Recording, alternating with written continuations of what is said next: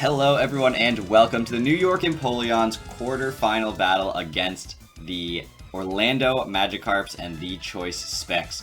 If you didn't see the team builder, definitely go check that out. There's a lot of information about these mons. They are very different than the last time we faced, but we do have our work cut out for us. This is one of the two teams that did beat us during the regular season, so of course we have to, get past our road bumps to make sure we can get into the finals. And so to do so, both players that beat me during the regular season are in the playoffs, and I could end up facing, very realistically, both of them at some point during the course of it. Now, okay, he's got the Snorlax, the Galvantula, the Mega Charizard X, the Alolan Ninetales, the Donphan, and the Kinkeldurr. Now, Donphan is such an interesting mon. During my mocks, I had a really easy time just using it as setup fodder for my Hawlucha. However, we did do a calc, and we did see that Z Play Rough would kill my Hawlucha in one shot, even at +1 defense. So I can't just use the Donphan as setup fodder if I don't know if he's a Z move yet. Once I know he's not a Z move, or if he's blown his Z move, then the Donphan becomes setup fodder for the Hawlucha. However, I can't switch in the Hawlucha, bait out the Z move, and switch it out, because then I lose the Unburden boost that gets me the actual point of it being a really good sweeper. So there's sort of a give and take there. I want my rocks up. Obviously, he's got 3 mons weak to stealth rocks, and his only forms of removal are his Mega Charizard that won't have it, and his Donphan, which might, and then he's got the webs in the Galvantula, so I definitely need to preserve my Scizor as well. Now, Ditto is going to be incredibly valuable this matchup as well, because of the fact that I need to scout out the Donphan set, and I can get my own Aurora Veil because the Ninetales doesn't super threaten itself. So those are the two things I'm really looking at, is preserve Scizor, scout Donphan, and use Ditto to do so. So we're going to jump right into this battle, and we are going to see that he is going to lead off with that Donphan, as I do lead off with my Scizor. Now, I'm just going to, I'm like, great, this thing cannot OHKO my Scizor no matter what he does. Even if he's, like, Z Earthquake, I can take the hit. And if he's Z Earthquake, then he's not Z Play Rough, and we scout that out. Now, I do want to preserve my Scizor because, again, I do want to be able to defog away Veil, threaten the Bullet Punch, things like that. But I'm going to click Knockoff. Scout out, are you Rocky Helmet? Are you Leftovers? Are you a Z move? As he is going to be able to do whatever he wants. And I do click Knockoff. Nothing gets knocked off. I know he's a Z move. He does 54%, which means he's max attack, adamant natured. Donphan. He doesn't have a lot of speed because he doesn't outspeed my Scizor, which has, I don't even think, any speed investment. Maybe it has like 12 to, not be speed correct, but virtually no speed investment. So he's definitely not, he's just max attack adamant, probably max HP based on the roll, and he has the Z move. And at this point, I'm like, okay, I don't think he's going to click the Z move. I really don't. He has no reason to click anything but Earthquake, since nothing but Hawlucha's off the ground, and Hawlucha doesn't come in right now at all. So he's probably just going to click Earthquake again. He's not Rocky Helmet, so I don't have to worry about that. I'm just going to click U-turn. I do 30%, which I was like, wow, that's actually pretty decent damage. And I am going to go into my Ditto here, scout out his set, as he does click Earthquake and do a little over 50% to the Ditto as well. However, Donphan's base HP is not much more than Ditto's, to be perfectly honest. So knowing that he did 56%, I can do over 48% back with an Earthquake to him. Which means I am Choice Scarfed. I will go first. I scout out his set. He has Stealth Rocks, Rapid Spin, Earthquake, and Play Rough, which means that he probably has the Z Play Rough for the Hawlucha. I'm not going to play into that hand at all. I'm just going to click Earthquake here. It's totally safe, totally free, and he is just going to make the right play and go into the Charizard. However, despite that being the right play in my mind, I also know that it's Mega First Turn required in this league, meaning that if he stays in with his Charizard, I get to click Choice Scarf Earthquake, and I do probably outspeed, even though I have very little speed. I mean, he has very little speed investment in his Donphan, and that Charizard is going to tank a massive hit from this Donphan, and at this point, he could switch out and not take that, but then something else is going to take an Earthquake, so there's no reason for me to switch out right here. He's going to not Mega Evolve, go out into his Kinkeldurr, as I am going to go for an Earthquake at this point, do 50%, and I don't want to take this roll. I really don't. I'm sorry I'm pausing so much, but I really want to talk through this game. It's a very good game. I don't want to chance this roll and lose my Ditto. Ditto is way too valuable to me. So I'm just going to use this opportunity to go out into my Nidoqueen, which can take any hit from this Kinkeldurr, as he goes for the Drain Punch, does nothing, and is going to get just a tiny bit of HP back. This is a chance for me to set up my Stealth Rocks, as he is going to make the Ice Punch play, and as you can see, it pops up freeze my Nidoqueen.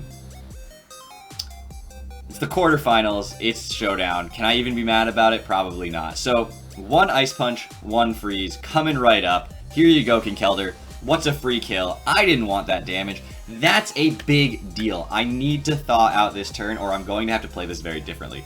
So, Nidoqueen comes in, it gets frozen, but I do get my rocks up, but he still has the Donphan, so I'm like, probably not going to stay for very long.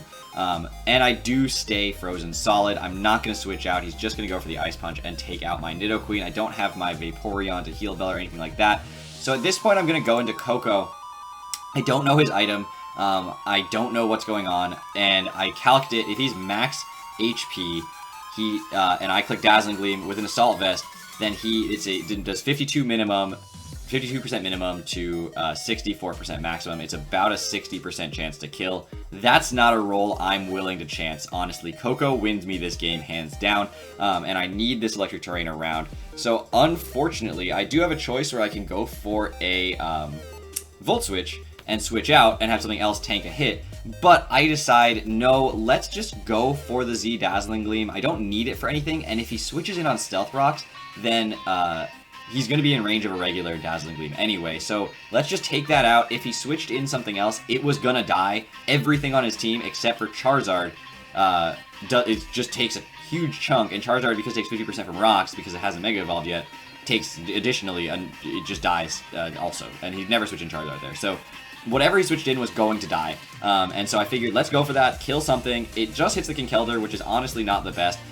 But if he was Assault Vested, there was no guarantee I was going to kill him with regular Dazzling Gleam, so I had to make that play. And at this point, he's going to go out into his Snorlax. I say, great. I can Volt Switch, scout out the damage on that Volt Switch. He can't rest because the Electric Terrain's up, which is fantastic. And he can't, I'm not going to put him in berry range if he has any sort of special defense investment, and he does, so we are just going to be able to switch out into my Incineroar, which is a great check to this Snorlax. I can easily run Superpower. He goes for the Ice Punch. I'm not sure what the read there was, but it does literally nothing, and I am going to get my leftovers back. Click the knockoff. It does a ton of damage and shows me the Iapapa Berry, so he's probably not the rest cursed set, but he is the Gluttony Berry set, and I am able to knock that off. I don't quite get the kill, and he is going to be able to fire off an Earthquake here, which does a good 30%, but after the Intimidate, I'm not too worried about it, and I still have my leftovers ticking me back up. And I can just knock off for free, so I thought I don't even have U-turn on this. I don't know why I said that. I can just knock off for free right there, take out the Snorlax. If he had switched anything else in, I was just threatening that anyway, and there was no reason for me to reveal any more of my set quite yet, so I am just going to knock out the Snorlax. He can go into pretty much anything here. If it's the Donphan, that's honestly the scariest thing, but he can't safely go into Donphan because Flare Blitz from this Incineroar, which he has scouted to be max, he probably knows is max attack adamant, kills the Donphan. Now, I don't have Flare Blitz, but obviously he doesn't know that, so he can't safely get off a Rapid Spin. So at this point, I am just going to see him go into his Ninetales and set up the Hail, and I'm like, well, I've got leftovers. Hail doesn't worry me. It's not like it's chipping me down at all. I'm not letting you set up a Veil. You don't threaten me. Moonblast is 30%. I'm not worried at all. I'm assuming you have HP Fire for the Scizor, so you don't have HP something that's going to hit my Incineroar. Obviously, the Ice type attack's not doing anything, so Moonblast is the worst thing you can do. I don't care about special attack drop. I'm going to click Brick Break, which isn't quite a 2-hit KO, but it's pretty close. And he does set up the Veil, and I am just going to be able to click Brick Break, knock that Veil away, do 35%, bring him down to 41, and at this point, that won't kill again, but an Earthquake will, and I don't think he's going to set up another Veil, and he shows me the Moonblast, which does 28%. I go for the Earthquake and take out the Ninetales. Now, that play was... I had a lot of thoughts about that as I did it, because I knew by clicking Earthquake on the Ninetales, he's going to know I don't have Flare Blitz, because I would have clicked Flare Blitz on the Ninetales right there if I had it, because there was no reason for me not to click it on the Ninetales right there. And nothing I have, if I don't have Flare Blitz, kills the Donphan, so he knows that he has a safe Rapid Spin at this point. But by him getting a safe Rapid Spin, he can't get up his Stealth Rocks because of the fact that I'm just going to be able to take him out with my Incineroar. So he's got a choice here. He can kill my Incineroar. He's not intimidated. Or he can go for the Rapid Spin. I am not going to be able to take him out, so he's going to get one chance to do something. My Incineroar is going to be able to click Darkest Lariat, which brings him down to 60%, and he does go for the Rapid Spin. and the hail is actually going to be what chips him down to take him out, which I wasn't really expecting, but isn't actually that bad of a thing. He's down 5-2 right now, but he does have the opportunity to go into his Galvantula at this point and set up sticky webs on my Incineroar. Now, that's a problem. Incineroar is still a good mon to have against the Charizard because the Intimidate is still useful to me, but there really isn't anything I want taking a hit excuse me, from the Galvantula. However, looking at his team, I'm like, what does Scizor do? Scizor is literally worthless right now, except for the fact that it is Defog. So if he goes for the Sticky Web, then he doesn't kill me, and then I'm able to go for a Defog, maybe get rid of the Sticky Webs. If he doesn't go for the Sticky Web, he kills Scizor instead of the Incineroar, and Incineroar has value where Scizor does not. And so I just say, you know what? Oh, actually, apparently I just sacked off Incineroar. In my head, going Scizor there is the right play, because there's no value Scizor has to me except for Defog, and if I can keep webs off the field, that's great. But Incineroar also couldn't come in on the Charizard safely. It needed a safe switch in to get the Intimidate, and then even then was still questionable depending on where the Charizard was at. So not a big deal letting that go down. And the Hail is going to break any Focus Sash, which allows me to go into Tapu Koko here. Now I have a completely free Volt Switch at this point for Koko to hit the Charizard incredibly hard because it hasn't Mega Evolved, or hit the Galvantula and bring it down to range where the Koko can kill it later. So I am just going to go for that, bring him down to about 50%. He does have the Thunder, but at this point, it's a sack Scizor. So if I had sacked Scizor before, then I would have gone to Incineroar here and sacked that. And if I had, since I sacked Incineroar, I was going to sack Scizor. So pulling off that doesn't end up making a big difference here. He does go for the Sticky Web here, knowing that I can't kill him with my Koko, which is actually a terrible play for me. Because now I don't really have a good chance to defog it with my Scizor. However, Hawlucha does not get affected by it, and Ditto takes Sticky Web, then takes your opponent's stats, so the Sticky Web debuff gets completely negated. So, honestly, it isn't the worst thing in the world. The only thing that means is that Koko loses to Charizard. That's all. And it means that Koko's now a sack to set up Electric Trainer again if it expires before my Hawlucha comes in, which it shouldn't. So I'm just going to click the Bullet Punch. There's nothing else I can do. I'm just going to die to whatever he goes for, and it's going to be the Thunder in Electric Terrain, and he's going to land it, which is, that's a lot of damage to Scizor. So that thing's going to go down, and at this point, there's no reason for me not to just go straight into Hawlucha. I can't set up anything. I can just click Acrobatics because he's got the Thunder. He's going to threaten me with that. Acrobatics is safe. Now, this is where this game gets really, really interesting. Because he goes into the Charizard, and he's going to Mega Evolve, and I don't know what he's going to do. But if he is max attack adamant nature, there's a 50% chance that he kills my Hawlucha. If he's max attack jolly to outspeed Rotom or Sawsbuck, which would be the only mons that would force him into jolly, then he doesn't have there's no chance he kills. I'm guaranteed to survive. But because of the fact that if he's max attack adamant and I don't know his spread at all, Flare Blitz could just immediately kill me. I don't want to just click Swords Dance, which would win me the game because Swords Dance into High Jump Kick kills. But if that fails to kill, then I'm stuck with Ditto coming in as a Charizard. Dragon Claw does not OHKO a Charizard, potentially, depending on his investment. And that would allow him to click Dragon Dance, then maybe win a Speed Tie, Koko dies, and I lose. So, if I click High Jump Kick and I miss, then even a Jolly Charizard can kill me, and I don't get any information out of that. So I decide I'm going to click Acrobatics and just do 50% or so. It's a little bit less than High Jump Kick and a little bit less than 50% based on the roll, but it's guaranteed damage. I don't take any recoil, and guaranteed, and if he is Jolly, then I get 2 of them off, and I get information that he's Jolly. And if he's adamant, then I know he's adamant. He takes a ton of damage from recoil, from Flare Blitz, and I'm able to kill him with the Ditto. So I'm just going to go for the Acrobatics here, and it does a little under 50%, and he actually goes for the Dragon Dance, which I'm like, that's fine. I ran enough speed in this to outspeed you at +2. So if you want to go for another Dragon Dance, I still win this game if I can kill you. Now, from this range, I low-rolled the Acrobatics, not total low-roll, but on the lower side, which means that my High Jump Kick has only a couple of rolls that will allow me to kill from here. Normally, it does, you know, like 51 to 61% or so. So there's only a couple rolls that would kill from here. But I decide at this point I should click it. The damage is significant, and if he starts roosting, that's a problem. However, I know if he roosts here, and I get the high jump kick off and he roosts here, he's going to have to roost again because I'm doing over 50%. So I can click Swords Dance safely, click high jump kick the next turn, and just kill him.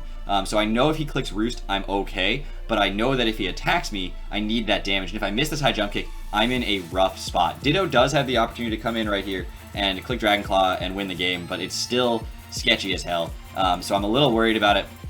So I click the high jump kick at this point, and I do land it. I do actually under 50%, which shows me that he's a little bulkier than I was expecting, and he does take me out with the Flare Blitz, not the Dragon Claw, which I was like, okay. He dies to recoil. So we end up with the double down here, and Charizard dies, and Hawlucha dies, and we win! So the quarterfinal battle ends in a 2-0 in our favor. We did have the Ditto in the back that I think was going to be able to save it. Coco obviously was just dead once the Charizard came in because I didn't even outspeed him when he was at neutral, let alone at +1. But the Ditto should have been able to salvage that game if Hawlucha had missed the high jump kick and died or what have you. So great game to my opponent, Choice Specs. We are moving on to the semifinals facing the winner of Hiker Toad and Lapis. And I don't know if, no, not the winner of Hiker Toad and Lapis. The winner, yeah, I think it was those two. No, not Hiker. I don't know.